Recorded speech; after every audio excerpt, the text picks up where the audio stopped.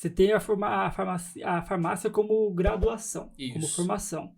E depois você foi para fitoterapia. Mas me conta primeiro como foi escolher farmácia e como foi você querer mudar de farmacêutico para fitoterapeuta. Sim. E aí eu vou. Hoje, né, a gente se coloca, na verdade, como os dois. A gente se coloca como farmacêutico fitoterapeuta. Sim, Né? sim. Então acaba sendo hoje é uma especialização da farmácia também, possibilitando o farmacêutico de atuar na clínica, ou seja, eu saio do balcão da farmácia, como todo mundo popularmente conhece, e vou para dentro de um consultório atender as pessoas, fazer consulta mesmo, assim como um nutricionista, um médico e outros profissionais, mas focado nas plantas, né? E aí, como que foi a minha história, como que eu escolhi? Primeiro, toda a minha história com plantas medicinais, ela vem antes da escolha da faculdade. Sim. Então, veio, na verdade, de berço. Veio do meu avô. Então, foi desde criancinha, né, desde bebezinho ali, o meu avô já trabalhava com isso, na verdade, desde a década de 70. E eu fui crescendo e tendo esse contato já com as plantas medicinais, com raízes medicinais, garrafadas, né, como popularmente as pessoas conhecem, e muito, né, do Nordeste, Centro-Oeste, Norte do país, isso é muito Sim, popularizado. verdade. E então eu cresci vendo isso no meu mundo. Uhum. E aí, no decorrer da minha adolescência, quando vai chegando naquela época né, do segundo colegial, terceiro, o que vai fazer, eu sempre me encantei muito com o trabalho do meu avô. E aí eu fui buscar qual curso falava de planta medicinal. Sim.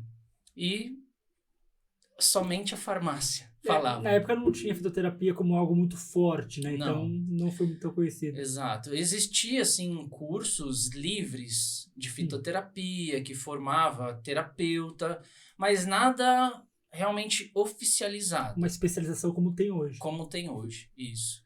E aí eu, então, escolhi a farmácia porque era o único curso que tinha ali dois semestres que falava de planta medicinal. Uhum. Só que ainda não era com uma abordagem de atendimento, era com uma abordagem de pesquisa de medicamento, para você descobrir novas moléculas dentro das plantas medicinais. Então, ainda um pouco distante do que eu realmente queria.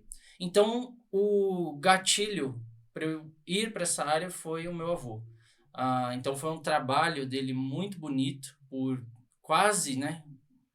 Acho que chegamos a 50 anos aí de atuação dele, então de 70 49 anos. Ele faleceu em 2019. Uhum. E durante esses 49 anos, ele atendeu muitas pessoas. E eu não podia deixar aquele trabalho morrer com ele. Legado, né? O legado dele não podia simplesmente, depois que ele fosse embora, sumir do mapa. Sim. Né? Por quê? Não podia sumir. Não só pelo trabalho em si, mas pelo bem que ele promoveu na vida das pessoas. Uhum. Então, como eu acompanhei as pessoas sendo curadas como uma última solução, porque as pessoas chegam assim para isso. É assim mesmo, né? As pessoas, você fica doente, você vai Ao médico. ao médico, vai fazer exames e vai fazer o tratamento que o médico solicitou, ou uma cirurgia, enfim, o tratamento proposto pelo médico. Porém, muita gente aqui sabe que nem sempre você tem um resultado positivo. É verdade. Ou se você tem um resultado positivo, você tem por um curto espaço de tempo, aí você tem que trocar para outro, e para outro, e para outro, e assim por diante. Muitas vezes, as pessoas passando por essa situação um pouco desesperadora, elas, poxa, vou buscar outra alternativa. E elas chegam nas plantas medicinais, chegam em pessoas que trabalham com as plantas. E você vê pessoas que não tinham mais solução pela ciência, não tinham mais solução pelos tratamentos médicos, e você vê essa pessoa se recuperar e né, às vezes a pessoa recebe lá um prognóstico de 1 ano de vida, Uhum. 5, 6 meses de vida, e daqui a pouco essa pessoa faz um tratamento que não é tradicional, Sim, e ela tá viva há 10 anos. Além do que os médicos falaram. sim. 15 Muito além, anos, né? muito Se além. era 5 anos, ela tem 10, 15 anos de vida. Exato. Então você fala, poxa, a gente não pode deixar isso morrer. Claro, um legado. É um legado. E aí que surge, e hoje isso é um debate que surge cada vez mais, né, de não deixar o saber ancestral morrer, Uhum. de recuperar esse saber ancestral, de honrar a ancestralidade. Então, mas também vem um contraponto, que é o racionalismo científico, e que, para mim, faz todo sentido também. É necessário você ter a ciência, mas também é necessário você ter o saber Sim. ancestral, o conhecimento que vem dos nossos ancestrais, dos raizeiros, do pessoal do norte, do nordeste, que carrega esse conhecimento enraizado, os Os indígenas. indígenas, isso que eu falo, os indígenas que tinham muito, né? Tem muito disso. Tem muitos ainda. Os descendentes africanos no país também carregam muito conhecimento dessa parte. Então você tem que unir um com o outro. E Sim. não ou é só ciência ou é só o saber tradicional. Não, um complementa o outro. E é isso o que esse é o trabalho que existe por trás da fitoterapia que a gente aplica. A gente não vai só na ancestralidade, no conhecimento empírico, mas a gente também não vai só no conhecimento científico puramente racional, porque se você foca num radicalismo, seja em qualquer que for esses mundos que eu falei agora, você incorre em erros na saúde das pessoas. E é isso que faz os tratamentos darem errado. Exatamente.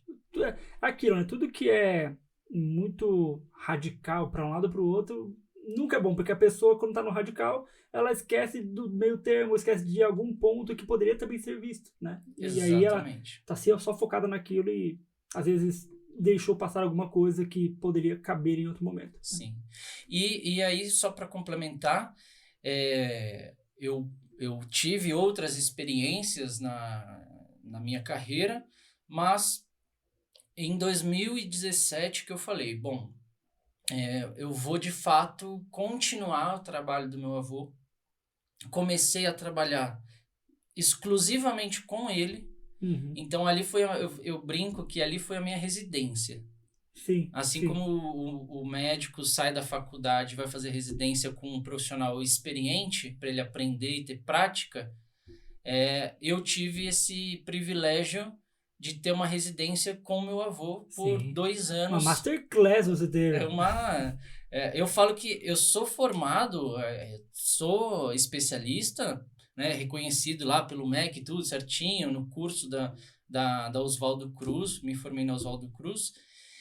Só que eu falo, a minha formação foi com meu avô. Seu avô. Essa formação ninguém tem, só eu. Não, só você, exato. Pensa no tanto que você pegou do seu avô, Exato. pensa no tanto que você adquiriu da ancestralidade dele. Quantos anos ele tinha quando foi falecer? Ele faleceu com 101 anos. Pensa no tanto de coisa que você pegou do seu avô com 101 anos. Sim. Cara, realmente foi uma masterclass. Uma masterclass, sim. Sim. E ele, então eu vim trabalhando com ele aí até 2019, que foi quando ele veio a falecer. E eu brinco sempre que 30 dias antes dele falecer, ele estava atendendo ainda. Uhum. Então, ele trabalhou literalmente até o fim da vida dele. Sim, serviu bem. E aquela frase que é famosa, né? Ache o que você gosta e você nunca vai trabalhar. Uhum. Né? Sim. Você vai fazer o que você gosta. E foi o que ele fez na vida dele. E a gente segue esse caminho. Hoje aí a gente está completando quase 4 anos após a ida dele, e graças a Deus a gente conseguiu replicar o trabalho que ele fazia. Não se perdeu. Não se perdeu.